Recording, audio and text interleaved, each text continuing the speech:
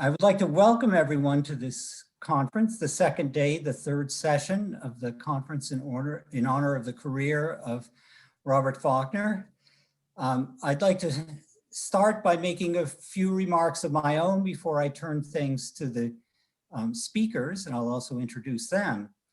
I was thinking about this, and it occurred to me that my acquaintance with Bob was in the first place through his writings rather than personally. When I was a graduate student, some of my fellow graduate students told me about a book of essays called American Political Thought that they told me had a bunch of very good essays in it. And in fact, this was a book that came out 50 years ago and is still in print. And I read Bob's essay on John Marshall. The day I finished reading the essay, I said, this is really interesting. And I went to a bookstore that was having a sale. They had his book on John Marshall. So I bought the book on John Marshall and read it. And after reading those two things, I kept my eye open for essays by Bob that appeared, for new books as they came out. A book on Richard Hooker, for example. But it was quite a long time after this that I met Bob for the first time. This happened when I was teaching at another institution and was invited to give a talk at Boston College. I told this to one of my colleagues who said to me, at Boston College, you're going to see Bob Faulkner. When I was in graduate school, he did something very generous that allowed me to continue my graduate education, which I wouldn't have been able to do otherwise. He's a fine person. This made me eager to meet Bob. When I arrived at Boston College, I was told that Boston College had fairly recently emerged from great financial difficulties, that there was a period of time early in Bob's years here in which it looked as if Boston College might go out of existence. And I was told by people that at that time, Bob was something like the social director of the Titanic. He was one person who kept up a cheerful attitude during what looked like might be a looming disaster. But in addition to the cheerful attitude, he put in the work to keep Boston College as being a first-rate institution while it was able to extricate itself. So that was my introduction to Bob, first through his writings, then through a story about his good character and generosity, and then meeting him during my first visit. All of this made it a special pleasure for me when I got an opportunity to get a job at Boston College. He was one of the people I was most looking forward to seeing every day, and it's been no disappointment since then. So I'm glad to participate in this conference to honor Bob and his career. Yesterday, we had sessions in which we had students of Bob talking about their own work and his. We saw something of his intellectual legacy and his legacy as a teacher. Today, we're going to have comments by colleagues, by scholars who've learned from his work, and in fact, from our department chair, Jerry Easter, who was an undergraduate student of Bob, and now I guess could be considered to be his boss. So let me say a few words about the speakers. I'll save Jean Yarbrough for last in the introduction so that she can hear what I say if she manages to get on. We have Brian Garston, who's professor of political science and the humanities at Yale. He's the author of a wonderful book called Saving Persuasion, A Defense of Rhetoric and Judgment. He is also finishing a new book called The Heart of a Heartless World on early 19th century liberalism. Then we will have our own Susan Schell, who is a professor of political science at Boston College. She's the author of a number of books on Kant, Kant and the Limits of Autonomy, The Embodiment of Reason, Kant on Spirit, Generation and Community, and The Rights of Reason, a study of Kant's philosophy and politics. It's easy to think of Susan as a Kant scholar, but she's also written wonderful essays on Hobbes and several essays on Rousseau, from which I in particular have learned a lot. Then we have the chair of our department, Jerry Easter. He has written on the Soviet Union and also on the post-communist order. His most recent book is a sort of departure written along with his wife. It's called The Tsarina's Lost Treasure, Catherine the Great, a Golden Age Masterpiece, and a Legendary Shipwreck. And then Jean Yarbrough, who is a professor of government and Gary M. Pendy Senior Professor of Social Sciences at Bowdoin College. She's written an important book on Jefferson, and more recently a prize-winning book, Theodore Roosevelt in the American Political Tradition. The plan was to have Jean speak first, but as she appears to be still struggling to get on, I think we will turn to Brian Garston first, and then put Jean into the order when she's able to get onto the site. So without further ado, I'll turn things over to Brian. Well, thank you so much for inviting me to be a part of this panel. I admire Bob Faulkner's work and have since my time as a graduate student, when I also discovered how serious and penetrating his insights in person could be. And I found myself over and over again through the years thinking about his themes, especially about ambition and its taming, about greatness and its relation to goodness. I find these coming up again and again in my teaching and my thinking. Tocqueville wrote at the end of Democracy in America that in democratic times, the true friends of freedom and human greatness must constantly remain on their feet. And it seems to me that Bob Faulkner is one of those true friends, and that his writing shows how constantly he has been on his feet. And he's helped me try to stay on mine, as he has for many others, I think. I thought I'd take a few minutes today to just reflect a bit on some of his themes. What is the situation of the ambition for greatness today?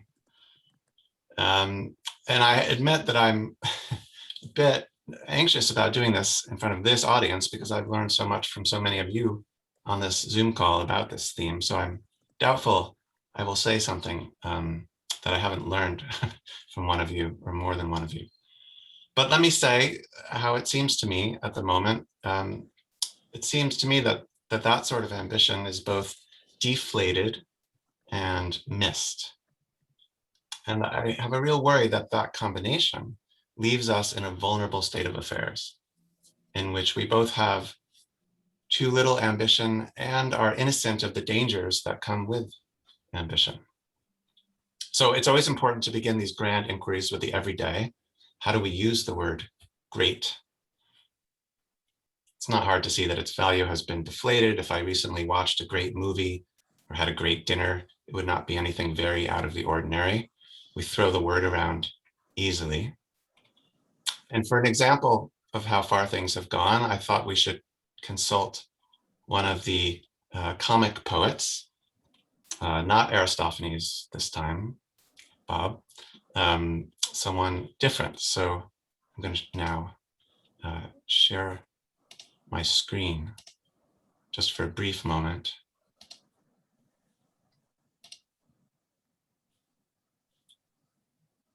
Is my screen shared now?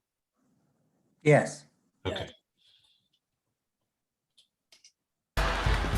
Never feel bad that your life sucks. The greatest lesson you can learn in life, sucks and great are pretty close. You go to a baseball game, you have a hot dog. The hot dog is cold. The bun is not toasted. The vendor is an ex-con in a work release program. You love that hot dog every time. Does it suck? Yes. Is it great? Yes. That's how close they are. I say to you that sucks and great are the exact same thing. You have an ice cream cone, you're walking down the street, the ice cream falls off the top of the cone, hits the pavement, sucks. What do you say? Great.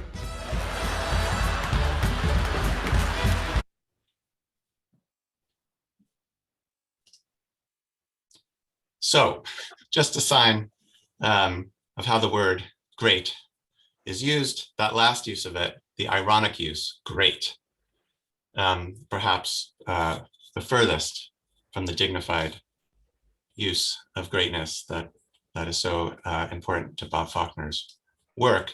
But that ironic use of the word is at least as familiar to us today as the straightforward use. In fact, don't you find that to insist on the serious use of the word marks one either as a renegade or as a reactionary? I oversee an undergraduate program called Directed Studies at Yale, which takes first-year students from Homer and Plato to Nietzsche and beyond. And I can call this program a great books program, but only in friendly company. Is this panel being recorded? I think it is. So usually we would use other words now. We would call them influential texts or transformational reading experiences. The word great rubs the wrong way. The chair of our classics department is not a fan of the program, even though it brings students to study Greek and Latin every year. I asked her why recently, and she said because we retain this idea of books for the ages, which she said the field of classics has been trying to get away from for 30 years. And I suggested that if the field of classics wanted to try harder, it might start by changing its name. In the last couple of years, a new competitor program has popped up, and its name is Pretty Good Books. This is not academic satire. The idea is to produce a whole new set of courses. The first one was 6 Pretty Good Books, and then there's a course on identity called 6 Pretty Good Selves, and so on. And it's a very popular idea among some of my faculty colleagues. It's receiving high-level institutional support. I'm not sure if the admissions office has yet put out a call for applicants with pretty good grades. Everyone attending the session knows the basic point that I'm just giving some new evidence of, that democratic sensibilities leave us uncomfortable with talk of great men and women, great deeds, or great books. Tocqueville explains the phenomenon well to us. But Tocqueville also almost wills himself, at a moment anyway, into a historicist reconciliation with this fact near the end of Democracy in America, where he tells us to look for the kind of greatness and happiness proper to us, meaning, he explains, equality whose justice makes for its greatness and beauty. I think many of you know this beautiful passage where he admits that his own tastes lead him to admire the few great, but suggests that it requires trying to enter the point of view of God to appreciate a distinct and more democratic sort of greatness, the greatness of equality. So Tocqueville's a great source for understanding this democratic discomfort. But it seems to me the democratic discomfort with greatness is not the whole story today. Alongside that discomfort in our society, we also see a certain longing for greatness. When a few intellectuals proposed national greatness republicanism, it didn't catch on, but not so many years later, Make America Great Again did to some extent. Now, it's true that longing seems fairly thin to me. It's not usually accompanied by an appetite for grand deeds or new empires. There's no Tocqueville on Algeria to worry about here. Tanks appeared on the Mall in Washington on July 4th, but were not sent outward. And this new longing for greatness is too rarely accompanied by a concern for goodness of the sort that Bob Faulkner emphasizes. Goodness now, recently, is sometimes dismissed as a concession to the moralists or to political correctness. And decency is decried as weakness, so much so that it sometimes seemed that greatness is almost defined by its resistance to at least elite notions of goodness. And maybe the slogan derived some of its power actually from its countercultural, non-ironic use of the word great. So I think there's a democratic discomfort. There's also a certain amount of longing for greatness or regretting its absence. But that longing hasn't proven itself to be much more than a slogan. And in the recent election, decency proved a more powerful slogan. I think a real longing for greatness is still found in some of my students, but there it's mired in self-denial, or it's redescribed in other terms. And it's often frustrated, I think, by the repeated small tests that the meritocracy puts in front of them, so that after years of small successes, they are tired and less likely to entertain truly great ambition, it seems to me. I sometimes teach a few modules in a course grandly named, not by me, Grand Strategy, founded by a pair of historians who were worried about the narrowness of policy studies. But that title alone, Grand, makes the course an object of mockery. But it also sends students into good internships in Washington. And so a certain sort of student takes the course in spite of their discomfort with its title. What sort of student does that? The ambitious sort. They won't admit that fact about themselves, at least not without significant embarrassment. Now, their reticence about themselves is only natural, but more concerning is that they rarely think of ambition as a significant problem to be considered in designing policies or political institutions or educational institutions. That problem, that's at the heart of this wonderful book by Bob Faulkner. And because they don't see it as a problem, they're somewhat closed off, I find, to the long tradition that that book teaches us about, from Plato's Alcibiades 1 and 2 forward. Here's an exercise I do with these students sometimes, which I came up with partly inspired by Bob Faulkner's writings. It's an exercise that's partly successful sometimes, but it's meant to give them a sense of the problem, and it's meant to change how they think about what constitutions are. We usually have a week on the Constitution or the Federalist Papers, and many of the students think of the Constitution as a list of rights and procedures, or perhaps as the dreaded source of original intent if they've taken a constitutional law course. But I want them to see that constitutions can be thought of differently too. So I warn them, I'm going to ask them a question which will embarrass them, but I hope they'll answer anyway. And they immediately start paying attention because they think I'm going to ask them about their personal lives, maybe. So I ask them to raise their hands if they're ambitious. And it's an Ivy League college, a lot of them do. And then I ask how many might even be politically ambitious, might keep open the possibility of running for an office someday.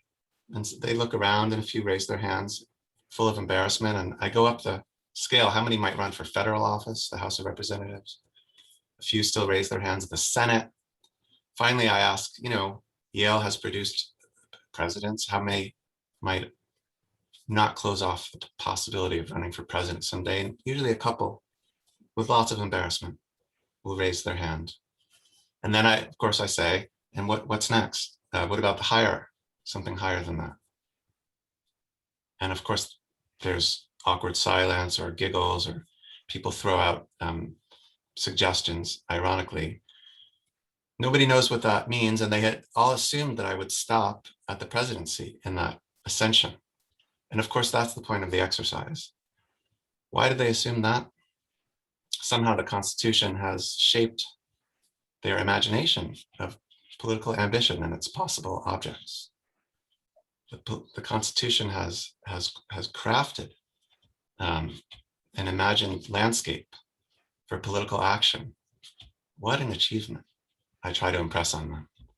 What an achievement. It's not always successful, perhaps, but true ambition might not be content with that office. Only 4 years, have to deal with Congress and the courts, public opinion and elections and so on.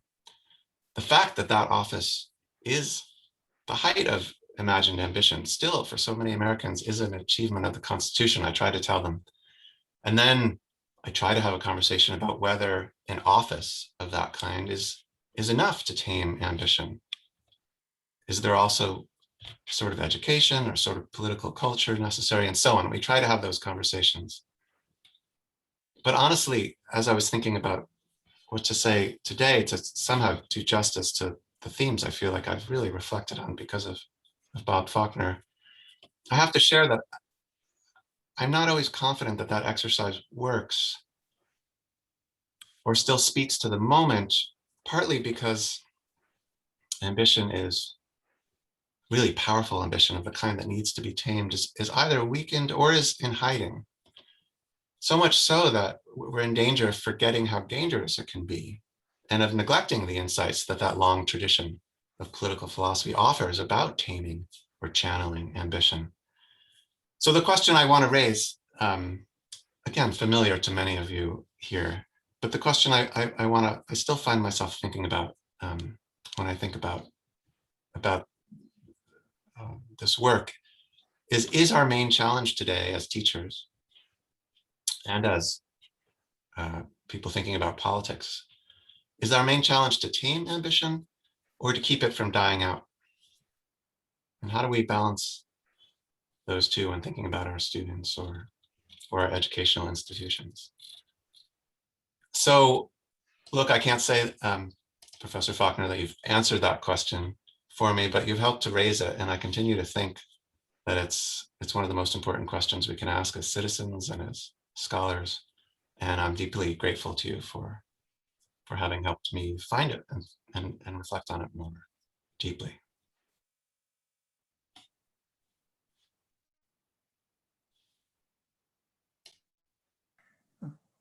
Thank you very much, Brian. I'll ask if Jean has managed to get here. I can't see everyone on the screen at the same time.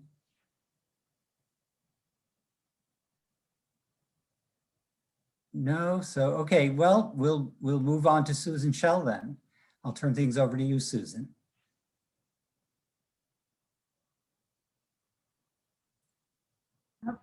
So thank you, and I'm sorry that I couldn't hear Jean first. And it's a pleasure and a privilege to be following Brian's really really thought-provoking presentation.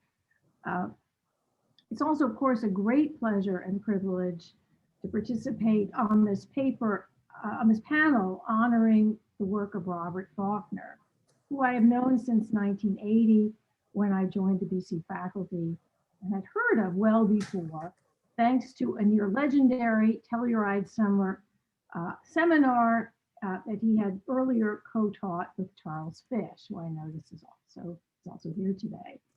I was also already familiar with several of Bob's writings, including a critique of Alexander Bickel.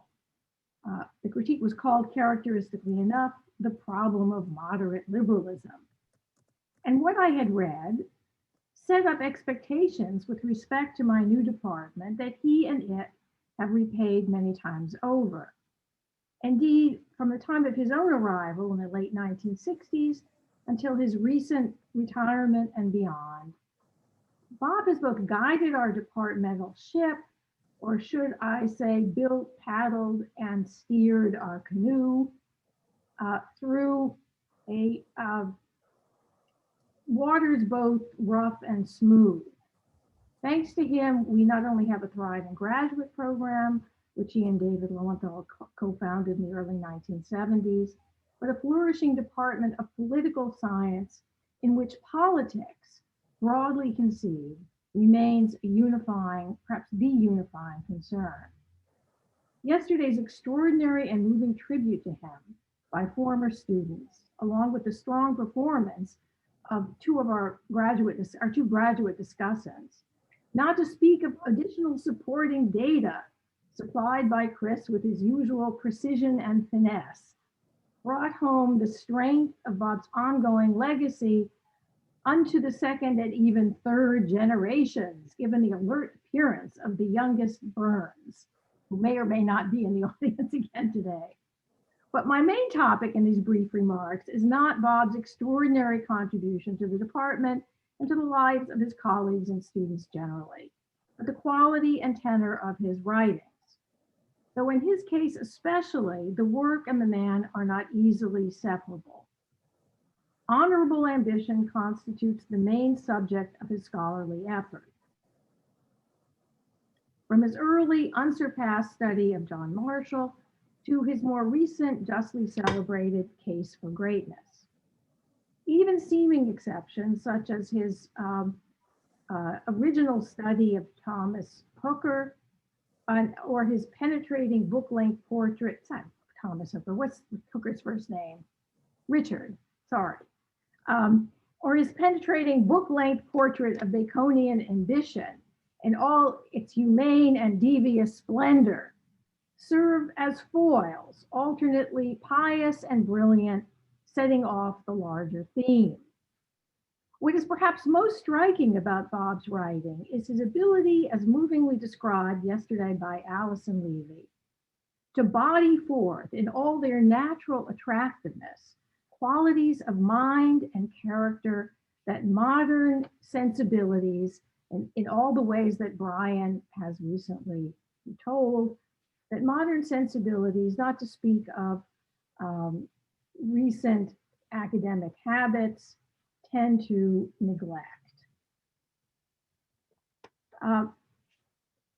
Such qualities, which constituted a central theme of classical political science, and that bears such names as nobility, greatness, and virtue, tend to make modern audiences wince and roll their eyes for reasons both good and bad.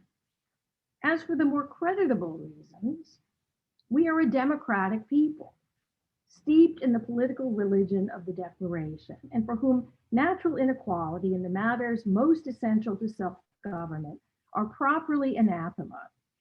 And it is not just we Americans, for as Bob has skillfully shown, the entire liberal tradition, richly informed by the writings of John Locke, among others, and including seeming exceptions such as Burke and Montesquieu, take for granted that, in the phrase of Richard Rumbold, later famously repeated by Thomas Jefferson during the Constitutional Convention, quote, no one comes into this world with a saddle on his back, neither any booted and spurred to ride him.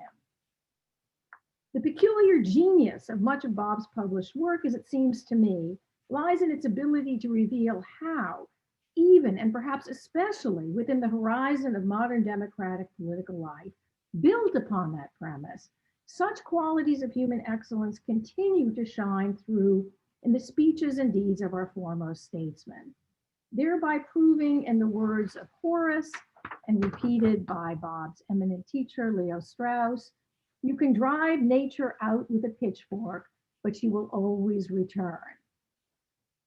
To be sure, these modern statesmen are varied in their specific politics and include some like Washington and Marshall, who are more aristocratic bent, and others like Lincoln and Mandela, who championed the principle of natural equality more directly and with less qualification. But in all cases, they not only exemplify in Bob's skillful presentation the classical virtues of prudence and moderation, as Paul Carise and Peter McNamara ably reminded us yesterday, they also reveal the necessity of such virtues if one wishes to maintain the way of life whose many manifest benefits we now enjoy. Now, modern liberal politics, along with the natural rights tradition on which it is founded, rests, one might say, on the humane expansion of a core Machiavellian insight, namely, that between the few who wish to oppress and the many who wish only not to be oppressed, the latter, that is, il popolo, are the più onesti, or the more honorable. In thus linking honor with honestas, or honesty, rather than honor, or an honor that is intrinsically invidious, Machiavelli sets the stage in ways that Tobin Craig yesterday intriguingly brought out for an honor and a virtue that is compatible not only with the progressive technological science, but also with both democracy and at least potentially universal peace. At the end of history, all human beings will enjoy equal recognition, in the words of Alexander Kojève, or more cynically, and in the words of Andy Warhol, their own 15 minutes of fame. Characteristically, Bob has deliberately chosen to avoid that in his criticism, to avoid that cynical and demoralizing path, preferring to indicate the defects of Machiavelli and Bacon's project in gentler, if ultimately more telling ways that do not jeopardize the good things, whose goodness he protects by bringing out and to the forefront. Among those good things is Republican constitutionalism, a modern invention, whose sacralization of fundamental law founded upon natural rights that entail reciprocal obligations of consent and deference to the ideal will of the majority. That invention not only imposes new responsibilities upon judges and lawyers, it also binds populist majorities with laws that are themselves legitimated by an ideal act of reasonable consent, as in the preamble to the American Constitution, which opens by invoking the authority of we the people. It is thus no accident that many of Bob's most searching and influential writings are on the varied interpretations of the US Constitution, from his luminous study of Marshall to his equally revealing essay on the circuitous reasonings of Alexander Bickel, a seemingly forgotten figure in the contemporary interpretive wars on which Ken Kirsch and Chet Melnick, my dear colleagues, have both insightfully written. One would hardly know that Bickel, the author of at least 12 important books and numerous influential articles, was until rather recently a dominant figure in constitutional scholarship. Let me then end with my brief remarks with a short comment on that essay, written in what might be called Bob's salad days, 1978. But for his ongoing, even preternatural youthfulness. I think Bob may be the one exception to the Horatian adage about, nature always coming back. Bob's youthfulness defies nature, and perhaps it just proving that paddles are more impressive, or at least are more powerful than pitchforks. I have a special reason for dwelling a bit on this essay. For on rereading it in preparation for this conference, I was reminded that it was this 1978 AP American Political Science Association article, and in particular, Bob's recourse there to Lincoln as the proper remedy for Bickel's honorable but unsuccessful efforts to resolve the contradictions of mid-20th century constitutional theory, that not only found its way into my DC job talk in an act of low prudence, as I readily admit, but also set the course of my own future studies of Kant as a kind of German Lincoln. Germany and the world should only have been so lucky. Here is the relevant quotation from Bob's essay. Quote, Bickel, Bob writes, had spoken generally of the need for, quote, those visions of good and evil a society draws from its past, unquote. Without these, quote, it dies, quote. In particular, we need to recur to he's still quoting Bickel. In particular, we need to recur to the secular religion of the American Republic. And now Bob adds, Bickel might have profited in his last book, as he had in The Least Dangerous Branch, by returning to the most famous and articulate statesman of the country's equal rights tradition, Abraham Lincoln. And now this is Bob on Lincoln. Meditating often on these subjects, Lincoln had nevertheless a simple account. The essence of our old faith, he thought, is the proposition that all men are created equal in their rights to life, to liberty, and here relevant, to pursue happiness.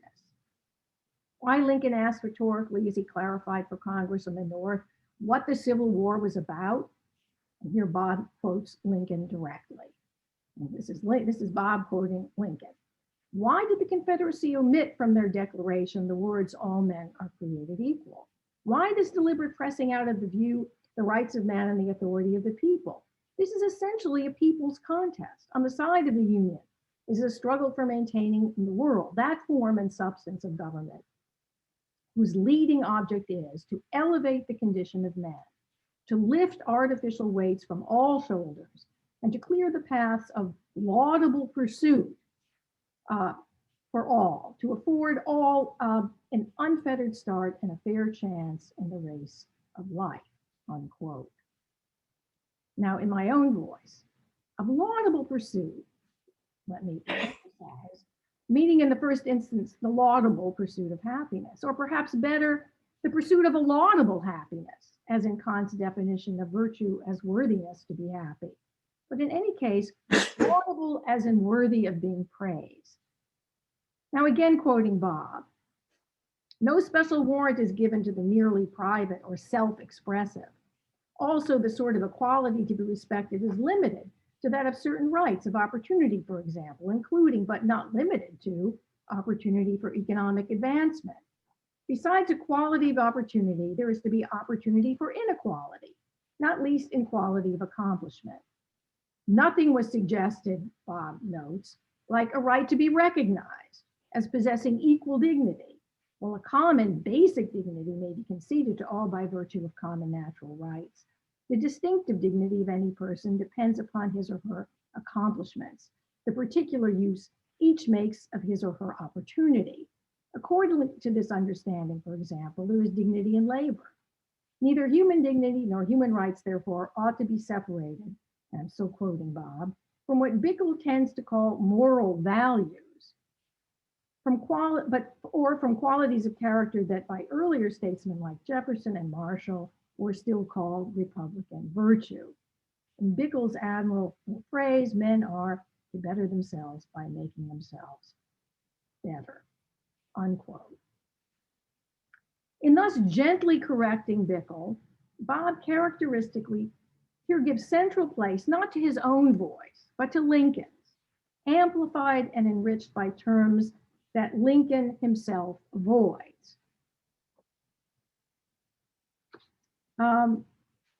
Yeah, where is mine?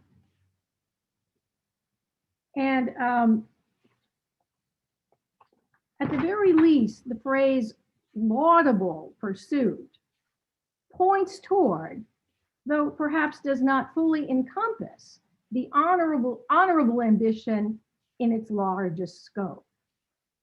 Bob here is here both circumspect and once again characteristically generous, bringing out the best in those about whom he writes, while also bringing out the defects with a gentleman's gentle touch.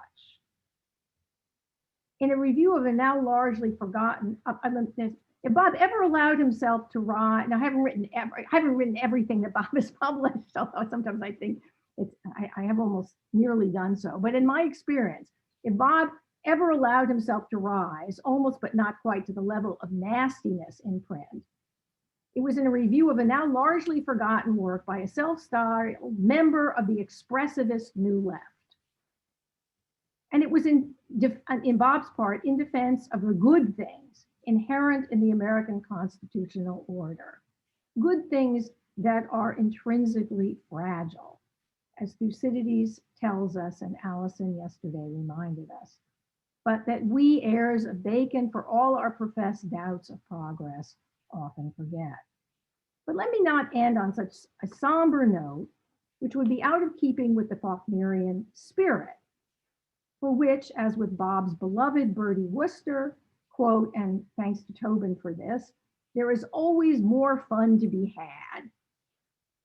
A blithe spirit, Bob's, that again typically is currently engaged not in thumatic jeremiads, into which many of us, including yours truly, so easily slip, but in an examination of beauty in Plato.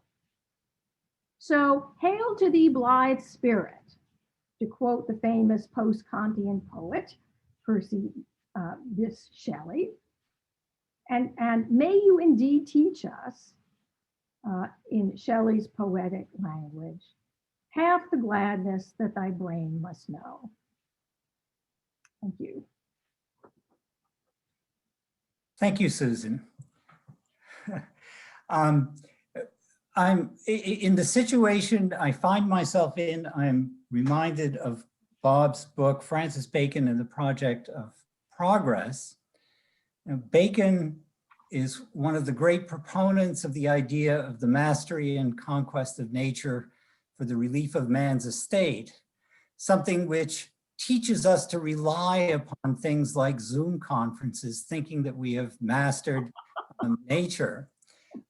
What we learn, of course, partially from Bob's study of Bacon, but reinforced by experience, that in our efforts to master nature, we find ourselves at the mercy of the fortunes of the instruments that we use.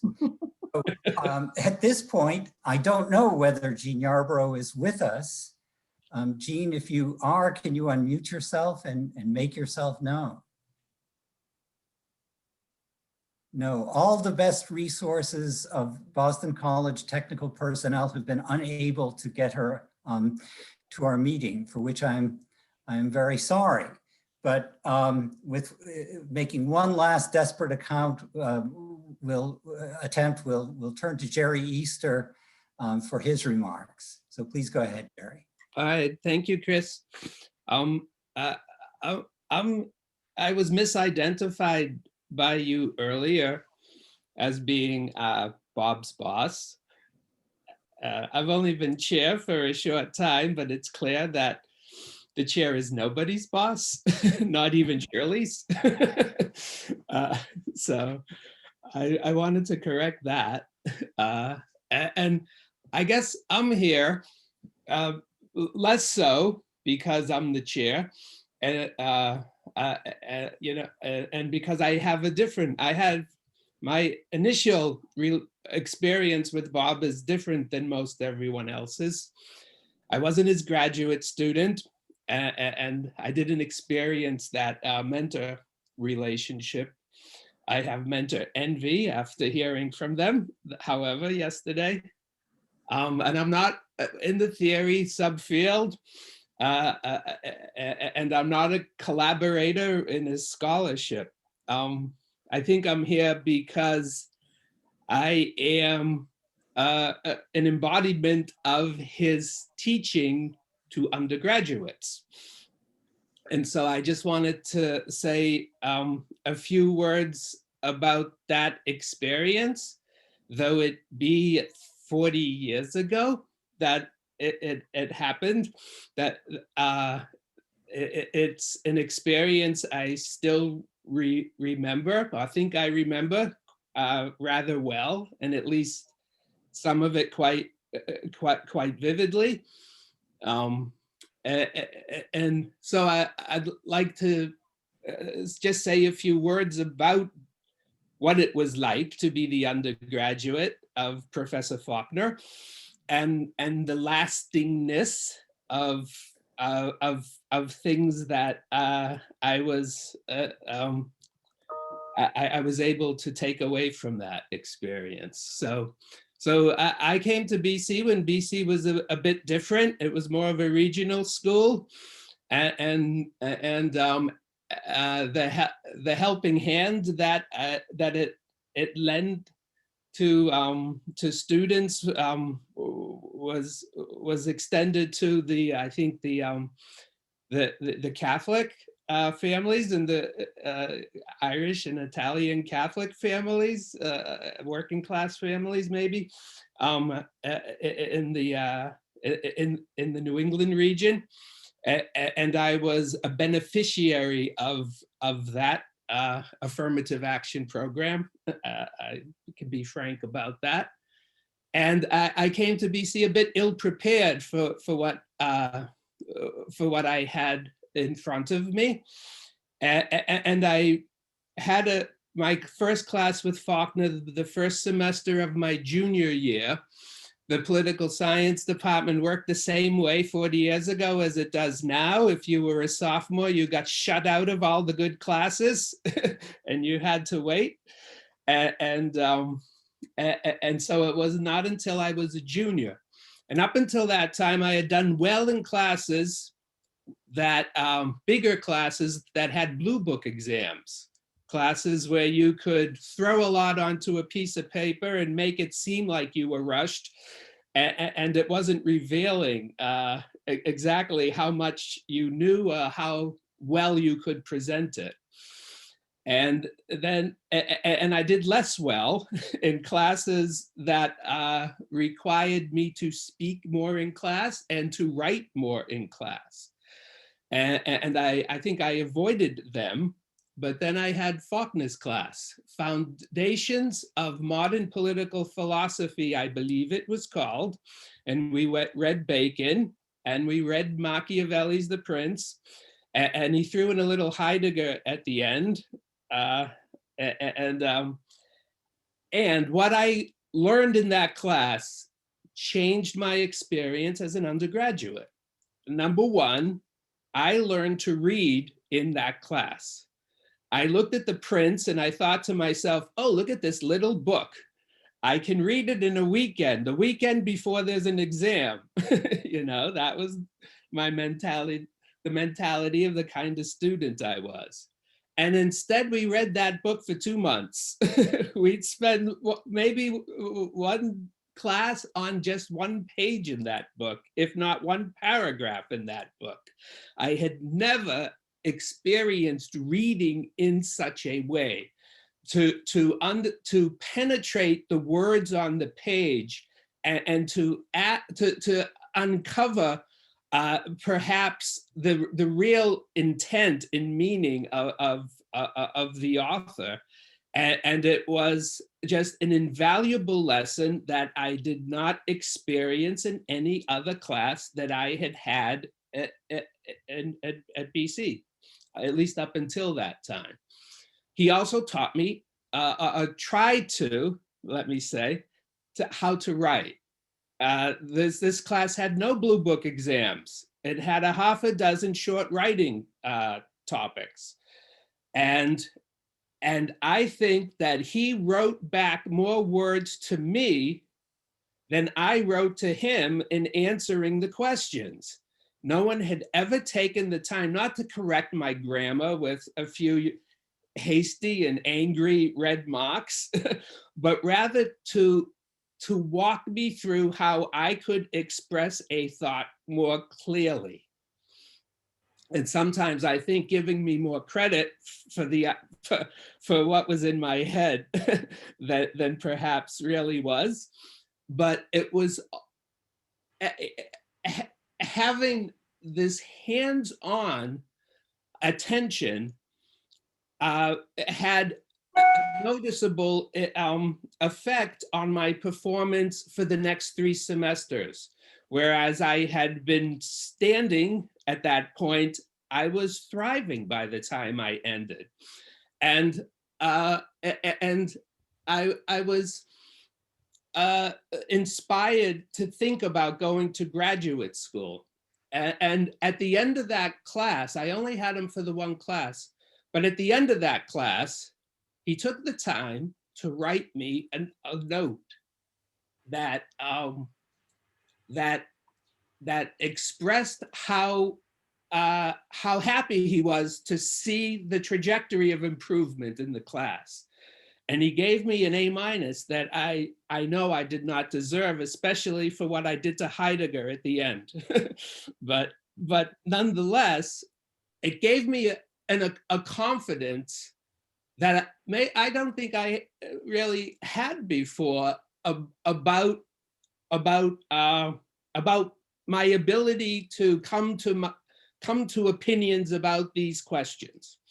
So that is what I took away from that experience in the class. Substantively, I remember very well his emphasis that actors matter, you know, leaders matter, and not just actors who sit in a socioeconomic, you know, structure somewhere, but individual actors matter. Their intentions matter, their motives matter, their values, their character matters. And I took that away. And then I was lucky enough to gain admission into a good PhD program, where having come out of the Boston College political science program. And now I was in, you know, a serious comparative politics PhD program. And in my very first seminar on comparative politics, in my very first essay, it was handed back to me with not a very good grade. And when I asked the professor about it, he said, "I can't see your independent variable." And I thought to myself, independent variable? And I told him, you know, where I come from, we just don't show that to anybody unless they buy us a beer first. And so I went through the next few years of classes in this program in political science, but really being caught in the tension between science and politics. BC and Faulkner taught me to be to be savvy, to try to be savvy towards politics, towards big political questions. And in this program, of course, they were training me to do research, and it seemed a bit technical. There was a lot of the science part of it. And I felt like I resisted it for quite a bit, but Faulkner still came in handy in two ways. One was, excuse me. One was that there was a point at which there was a competition to be an instructor in the program, you know, and it paid pretty well. It's something that helps to sustain you in the middle of grad school. And I applied for it, and I remember to teach an intro to political science class. And I remember the committee being very smug when they interviewed me, and how could I possibly, you know, take on this responsibility. And I was, in a snide way, was asked a very specific question about Machiavelli and the Prince. About it was about, you know, the prophet armed and the prophet unarmed, you know, because I was in Russian studies, and there was the trilogy about Trotsky, and so this person was, you had to teach Machiavelli in this course. So this was, I think, someone giving me the test. And I immediately trotted out, paraphrased what I had learned so well from Professor Faulkner, the way in which Machiavelli so insidiously had undermined the foundations of the authority of the church as a and exposed them as a political actor rather than as some supernatural moral authority. And I got the job on the spot. And the second thing is, a few years later, I defended a dissertation on leaders and elites, and their motives and their ambitions, and it got me distinction, you know, in a program that I struggled in at the beginning. And once again, it was that initial training and the lessons that I learned at BC and from Faulkner in particular, that I was able to retain and come out of this, you know, with my head above water. And then I'll wrap up quick now. But 18 years later, I came back to Boston College to interview for a job. And to my great relief, none of the professors who had me in class remembered me, including Bob Faulkner, and there was no reason for them to. And at my job talk, it was in, what is it, the Conley House, in big comfy chairs, which made me very uncomfortable. I felt like Alistair Cook. And I gave the talk, and a few minutes in, I got the Faulkner question. He, for the life of him, couldn't understand how I could have just given a presentation on the first 2 decades of Soviet state building, featuring Stalin and that cast of Bolshevik elites, and never once mentioned the word totalitarian. And immediately, I thought, wow, I'm home. And at the same time, I thought, geez, I got to come up with a good answer. I'm not sure the answer I gave him was quite satisfying to him, but I managed to get through anyway and become his colleague. And just the last thing is to say that now I've been here for 20 years, and I'm just really happy and proud to be in a department where Faulkner's leadership and the way not so much like he's the captain giving orders, but the way in which he has led by example, how to conduct yourself, how to treat people, as well as how to engage, you know, your work and what type of questions to ask. But how I'm so glad to be in a department that was shaped by Faulkner's his character, his personal character, and it's a department culture that generally it's pretty good. You know, it's not perfect. There's conflicts. Some people don't like each other. That's true anywhere. But I worked through 3 other places before I came here, and this department was by far and away the most collegial, the one that was most generous with each other's time and sharing of ideas, and mutually supportive, and loved to, and just it was enthusiastic about doing the battle of ideas with one another, and that made it such a great place for me to work. And I know that so much of that had to do with Bob's influence, and to this day, even though he's not there at the job talks anymore, I feel obliged to always ask a candidate the Faulkner question, which is, you know, methodologies aside, I want to know what your big question is. What important political question are you asking? What are you contributing in a meaningful way to these debates and that have been enduring and that we all struggle with, and do our best to try to provide some answers. I don't know. So that's it. I'm done. I'm out. Thank you, and thank you very much, Robert Faulkner, for. I wouldn't be sitting here today if it wasn't for Bob Faulkner and Foundations of Modern Political Philosophy, fall of 1979, I think. Yeah. Thanks very much, Jerry. And by great persistence, I think that Jean Yarbrough is now here. Is that true, Jean? Can you unmute yourself? Yes, it is. I am here. And wonderful. And your persistence in going through all the technical difficulties shows your attachment to Bob. No one knows what you've done to do this.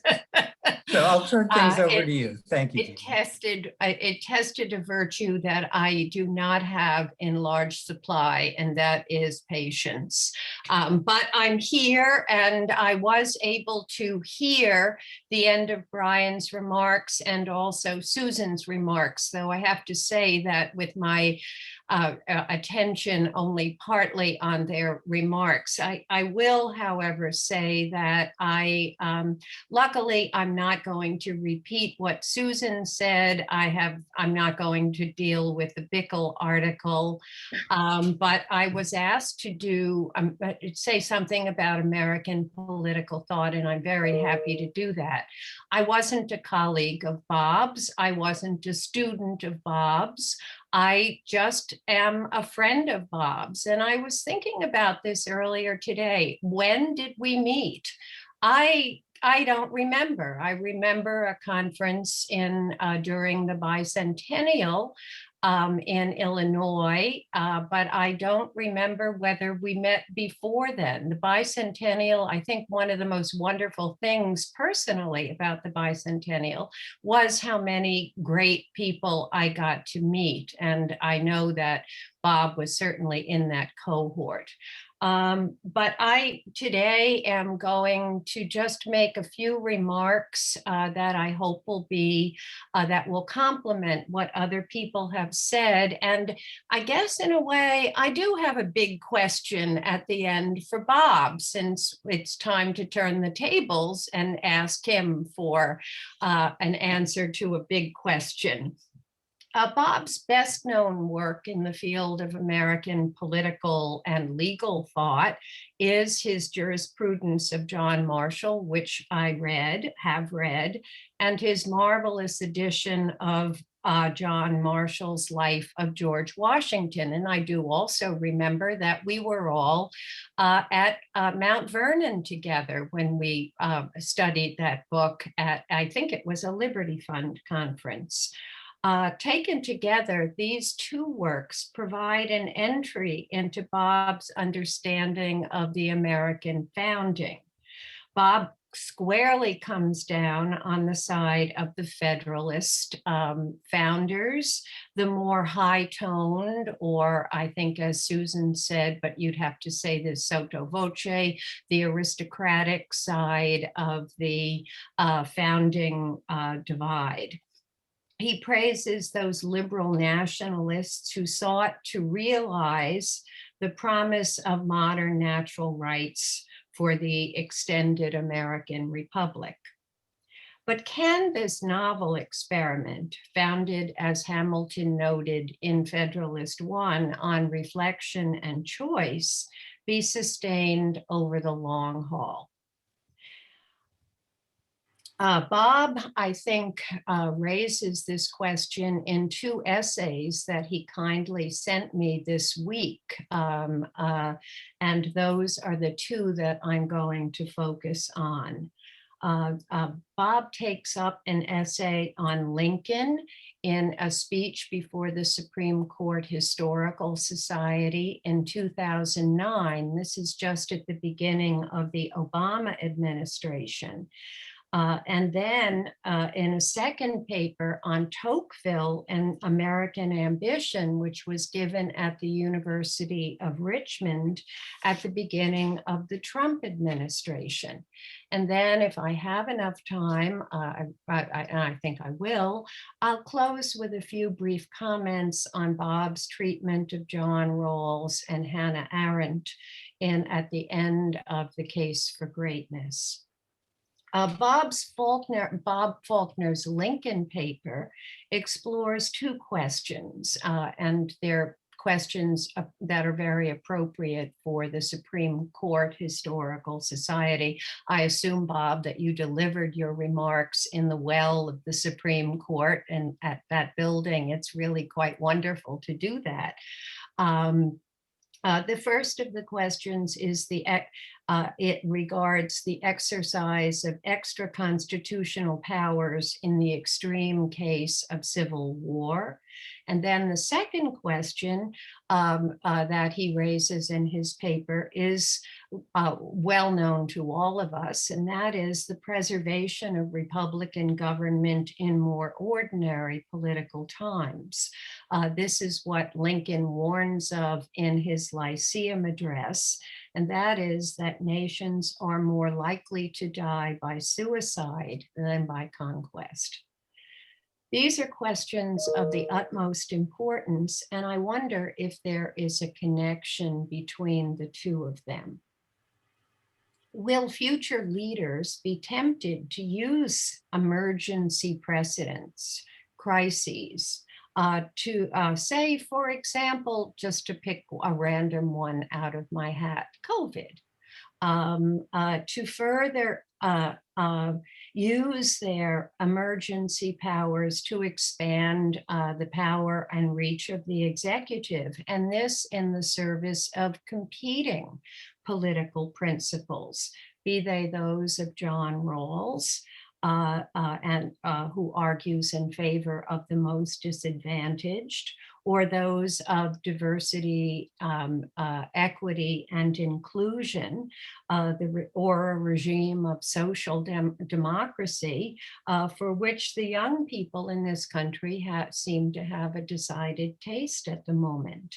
In other words, when Lincoln speaks about the preservation of our political institutions, does not the emergency situation that he dealt with lay the foundation for the use of future emergency situations to transform rather than to preserve the American Republic? A second question is what is it that Lincoln is trying to preserve? This is a big question. Is he seeking to restore and extend the founders' original promise of equal rights for all, this time extending them to the emancipated slaves? Or is he trying to move beyond the framers' conception of what the purpose of the American Republic should be? Is he trying to move, for instance, from Locke to Kant, as Stephen Smith has argued in his work on Abraham Lincoln? If it's the former, that Lincoln is trying to preserve the natural rights foundation that is basically Lockean, what is great about the low but solid Lockean foundation of the American Republic? How do you understand the meaning of equal natural rights? In other words, what is your assessment of Jaffa's two arguments on Lincoln in The Crisis of the House Divided and The New Birth of Freedom? Did Jefferson understand natural rights in the way that Locke did? Was he already somewhat beyond the Lockean foundation, or is this the task of Lincoln to move us beyond Locke? And if beyond Locke, then how beyond Locke? Regarding the Tocqueville paper, I can't help but ask you if you think there is a distinctive form of democratic greatness that Tocqueville glimpses in America, and if so, what you think its contours might be. Might it not, let me suggest, have something to do with his own conception of liberalism, one, as you state, that unites the spirit of liberty and the spirit of religion in a way that extends political liberty to all who seek it? I'm thinking of those final pages in The Old Regime and the Revolution in France, where Tocqueville reflects on the mysterious love of freedom that some people experience as an end in itself, and which appeals to great-souled men and women from all walks of life. Let me read it. It's a passage that I just I rejoice every time I read it or teach it. I have often wondered where the source of this passion for political freedom is, which in all times has made men do the greatest things humanity has accomplished, in what feelings it is rooted and nourishes itself. I see clearly that when nations are badly led, they readily conceive the desire to govern themselves. But this kind of love of independence, which takes rise only from some particular and fleeting problems brought on by despotism, is never durable. It passes with the accident that gave it birth. They seem to love freedom, but one finds that they only really hated the master. What peoples who are made for freedom hate is the evil of subjection itself. I also do not think that the true love of liberty was ever born just from the sight of the material goods that freedom produces, for this succeeds in hiding it. It is certainly true that in the long run, freedom always brings to those who know how to keep it well-being and often riches. But there are times when it briefly hinders the enjoyment of such goods. There are others when only despotism can temporarily afford their enjoyment. Men who prize only these kinds of goods have never enjoyed freedom for long. That which in all times is so strongly attached to certain men's hearts to freedoms are its own attractions, its own peculiar charm, independent of its benefits. It is the pleasure of being able to speak and act and breathe without constraint under the government of God and the laws alone. Whoever seeks for anything from freedom but itself is made for slavery. This, I think, is what Hannah Arendt's great insight was about the genius of the American founding. And she describes this in On Revolution especially. And I think her insights there owe more to Tocqueville in the old regime than they do to Heidegger. And I just wonder if when you were reflecting on your Tocqueville paper and the case for American greatness, if you think that this description of political liberty is something that is still available to Americans. So a couple of big questions for you, Bob, but I have great confidence that you're up to the job. So thank you for a terrific chance to read some of your work that I wasn't familiar with, and to think about questions, share, and invite you to comment on things that I've been thinking about for a long time. So thank you. Thank you, Jean. I think we've been able to see over the past 2 days the deep intellectual engagement that Bob's work has engendered in so many of us. We've also gotten a good sense from all of the speakers, I think, of the esteem with which he's held, both for his work and his character. And to that, I can also add the extreme affection all of us feel for him. I'd like to turn the last few minutes we've got in the conference, which can go on for as long as he would like, to Bob to make a few remarks in response to his friends, his colleagues, and his students who gathered here today.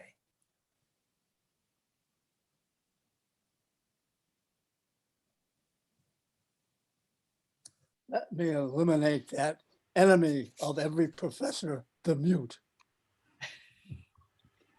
Can you hear me? Well, thank you all. Thanks to the panelists on these 2 days and to you in the audience that have come. I want to thank you especially, and this is especially for the panelists, for overcoming and for ignoring my shortcomings. Very generous. I'm grateful, I'm proud, and I'm very much aware of my good fortune. I'm especially grateful for such panelists. Who wouldn't be proud to have occasioned the discussions of these 2 days? I thank the panelists for their thoughtfulness and their warm sentiments, and I have no doubt about it for my exaggerations. Many is the professor who is distinguished in the way that I'm praised. I want to take a moment on such an occasion, not to answer questions, Jean, but to recognize a few of my own benefactors, if I may. For one thing, and let me just say, what a pleasure it is to see some of my family here. My sister and brother-in-law, my granddaughter, my son. That's really lovely and a great pleasure. But it seems right on such occasion to talk about people like Herb Garfinkel at Dartmouth, who insisted to a young and nice boy from the suburbs that there was only one place to go for graduate school, and that was to Leo Strauss at Chicago, if I was interested in political theory. That was the stroke of luck of my life. I'd been studying political theory at Dartmouth and also at Oxford. Strauss freed me and showed a path. He freed students like me. After all, there are many more distinguished than I. He freed students like me from value relativism and historical relativism. That is, he freed me from those 2 pits of self-doubt that underlie existential angst and ungrounded zealotry. Indeed, they undermine all rational principles and philosophy. They tempt one to equate facing up to nothingness, to equate that with courage, rather than self-imposed blindness. But Strauss also indicated a path to a more reasonable rationalism. I use the word indicated. As teacher, he only indicated. One would have to check it out for oneself. One had to examine for oneself the great alternatives. To the good books then, the great books we can still call them. Brian is quite right about the evisceration of great. To the great books or the good books then, but as possible vehicles to truth, not as historical relics. And since those authors contradict one another, one had to consider which arguments were true. We obtained an extraordinary education in close, demanding, and inquisitive reading and thinking, the kind of reading that Jerry has so wonderfully described. Strenuous, demanding, indeed humbling. One became very much aware of one's own defects, or at least partly aware of one's own defects. Still, it was a garden of delights, especially compared to my 2-year intermission at Oxford, which was at that time a desert of analytic and historical theorizing. At this point, I want to recognize some other teachers at Chicago, especially Joseph Cropsey, the irrepressible Ralph Lerner, who was here yesterday and may be here today, and especially that great Americanist, Herbert Storing. Storing supervised my dissertation on Marshall and was himself influenced by Strauss. Whatever the storms of theorizing overhead, up in the air, Storing kept our feet on the ground. We were to attend to our order on its own terms, with its own claims, advantages, difficulties, and internal divisions. Kay, you took courses with Storing also, isn't that right? No, you hadn't. I actually did, and I took a bunch of courses with Cropsey.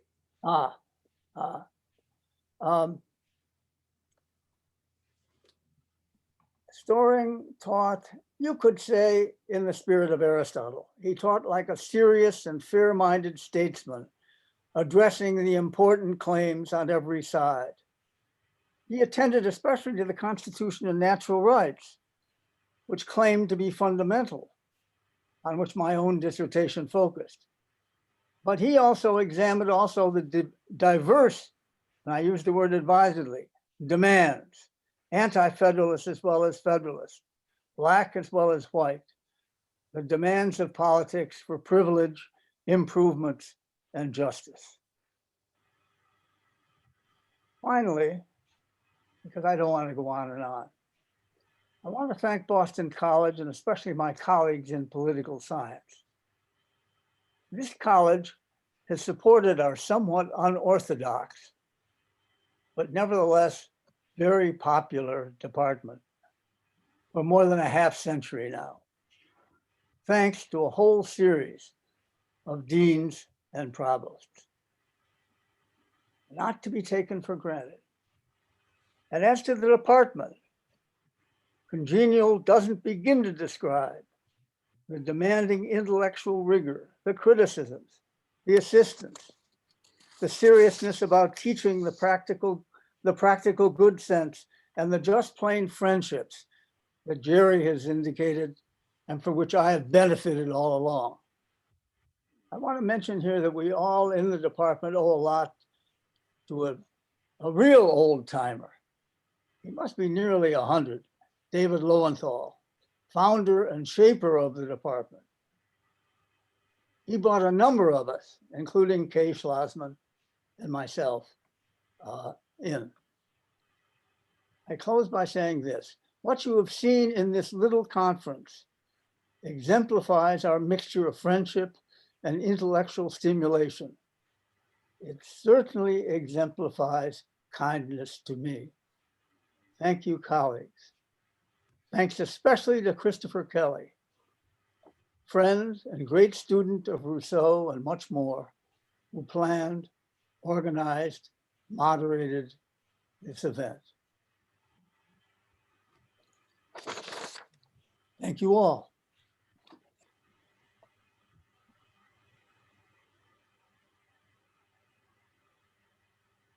Why doesn't everyone unmute themselves while they applaud? Hooray. Hooray, hooray. Thank you, guys. Well, thank you, Bob, and thank you for your gracious remark about me. I would say that one of the things that makes organizing a conference like this so worthwhile is the opportunity to hear you speak yet again. I've enjoyed all of the presentations, but most of all, your closing remarks, which won't be the last we hear. Bob, I've had a chance to talk to on Zoom, not in person. I look forward to doing it in person again, but we've talked about the work that he's undertaking now to deepen his understanding of nobility and the beautiful. He continues the work. May he continue it forever. Thank you, Bob. Thank you for everyone for coming. Thank you. Thank you. Thank you. Thank you, guys. Thanks for you all. So we'll now close the session. Thanks again. Goodbye, everyone. Bye. Bye, all. Thanks. Bye, Bob. Bye. Thank you.